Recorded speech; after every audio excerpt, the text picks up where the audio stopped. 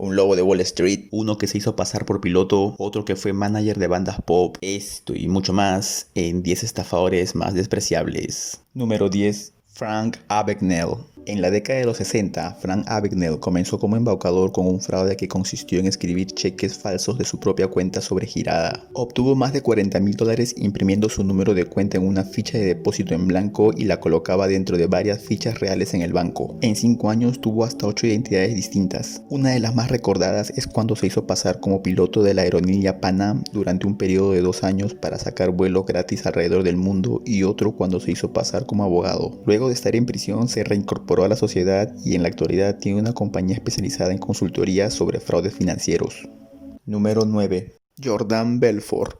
Apodado el Lobo de Wall Street, Jordan Belfort se hizo conocido en el mundo financiero por estafar a las personas de su compañía por la venta de acciones que no tenían ningún valor. Para esto, él empleaba una serie de engaños o verdades a medias para convencer a las personas de que las acciones que compraban iban a crecer en el futuro, cuando en realidad se trataban de acciones cuyo valor crecía solo por la especulación y manipulación de la cual él mismo formaba parte. Belfort fue acusado en 1998 de fraude, lavado de dinero y manipulación del mercado de valores. Fue encarcelado en una prisión federal durante 22 meses, obligado a indemnizar a sus antiguos clientes la suma de alrededor de $110,000 millones. Hoy en día realiza charlas sobre negocios, regulación financiera y, aunque no lo creas, ética en los negocios. Número 8. David Dominelli. Dominelli abrió una compañía de inversiones y prometió a los primeros inversores un rendimiento del 40 al 50%. Sin embargo, era un clásico esquema Ponzi en el que Dominelli pagaba a los primeros inversores con el dinero de otros nuevos. Cuando tenía casi 1.500 inversores, la demanda de retiros llevó a cheques sin fondos y todo empezó a desmoronarse. Se declaró culpable de 4 cargos por delitos graves y fue sentenciado a 20 años de prisión, de los cuales cumplió 10 y 6 meses antes de ser puesto en libertad condicional en Chicago. Número 7. Lou Pearlman. Conocido como el monstruo detrás de las bandas de chicos pop de los años 90, Lou Pearlman no era el magnate de la música alegre que se pintaba a sí mismo. Después de una carrera fallida en la aviación, Pearlman se centró en la industria del entretenimiento. Se propuso crear otras bandas de chicos similar al modelo de New Kids on the Block, lo cual consiguió con gran éxito, creando a las populares Backstreet Boys y NSYNC. Sin embargo, las reclamaciones más atroces impuestas contra Pearlman salieron a la luz en el 2006, cuando se descubrió que había perpetrado un elaborado esquema Ponzi, defraudando a los inversores por una suma de $300,000 millones al crear una compañía de servicios de aerolíneas que no existía. Intentó huir, pero fue sorprendido mientras escapaba a Indonesia y fue llevado ante los tribunales. En el 2018, Pearlman dijo adiós a su lujoso estilo de vida cuando fue declarado culpable de conspiración y lavado de dinero, por lo que fue sentenciado a 25 años de prisión. Número 6. Norman Su. El ex recaudador de fondos demócrata Norman Su fue acusado de operar un esquema Ponzi de $60 millones en el 2009. Políticos de renombre como Hillary Clinton recibieron contribuciones de Su, quien se declaró culpable de 10 cargos de fraude postal y electrónico. Su adquirió inversores prometiendo altos rendimientos, pero luego pagó a los primeros inversores con fondos de los posteriores, el clásico esquema Ponzi. El plan de Su comenzó a desmoronarse cuando se descubrió que no se había presentado a la sentencia en California en 1992 por su participación en otro caso de fraude a inversores. Su se saltó la corte y se fue a Hong Kong y luego regresó a Nueva York en el 2003. Cuando la orden judicial pendiente de Su salió a la luz, los políticos que recibieron contribuciones de él, como Hillary Clinton y Barack Obama, donaron el dinero a la caridad. Su cumple ahora 24 años de prisión. Número 5. Tom Peters. En el 2010, el empresario de Minnesota Tom Peters fue sentenciado a 50 años de prisión por fraude, conspiración y lavado de dinero como parte de su esquema Ponzi. Peters y sus socios convencieron a los inversores de que dieran dinero para comprar productos electrónicos que se venderían a minoristas. Sin embargo, Peters desvió los fondos para apoyar sus otros negocios y pagar a otros inversores. La vida lujosa y el engaño de Peters terminaron cuando la vicepresidenta de operaciones de su compañía testificó que ayudó a Peters con su plan durante 10 años. Número 4.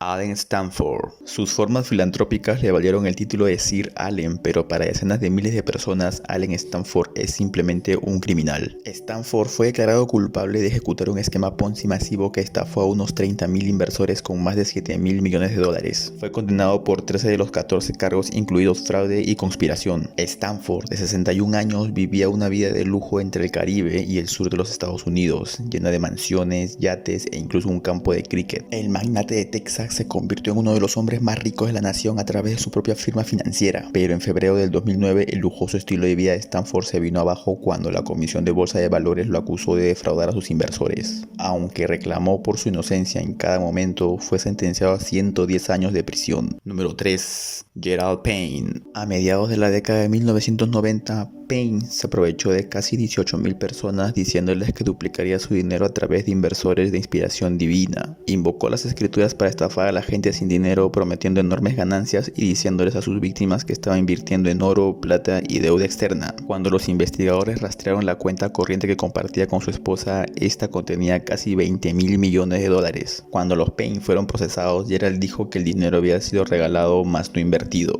Más tarde, Gerald recibió 27 años de prisión y Betty, su esposa, 12 años y medio. Número 2.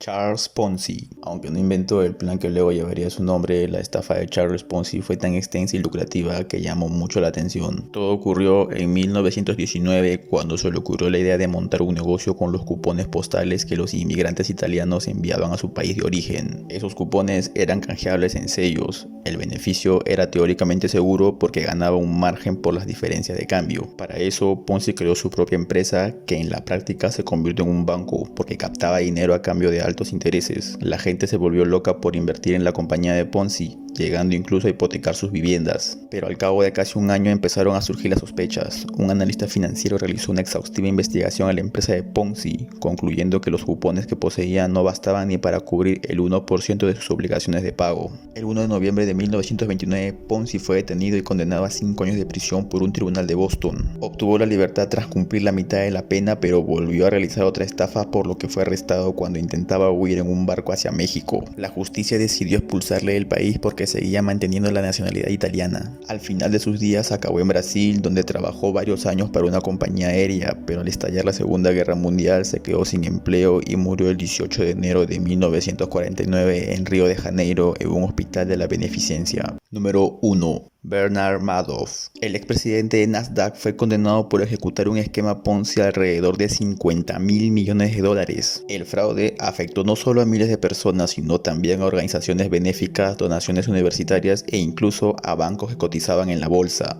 Madoff fue arrestado el 11 de diciembre del 2008 acusado de fraude de valores y el 29 de junio del 2009 sentenciado a 150 años de prisión. Pero la historia no termina aquí, ya que luego de su arresto ocurrió una ola de suicidios. Sin embargo, la muerte más dolorosa para Madoff fue la de su propio hijo, Mark Madoff, quien al enterarse de que las personas afectadas presentaron más de una demanda civil contra él, decidió suicidarse el 11 de diciembre del 2010. Aunque Mark y su hermano Andrew negaron en todo momento conocer la estafa de su padre, los abogados de los afectados hacían oídos sordos y afirmaban que de alguna u otra forma ambos se beneficiaron. La esposa de Madoff ya no lo va a ver a prisión. Sus nueras y sus nietos se cambiaron el apellido ya que no quieren tener ningún vínculo con el contaminado apellido Madoff.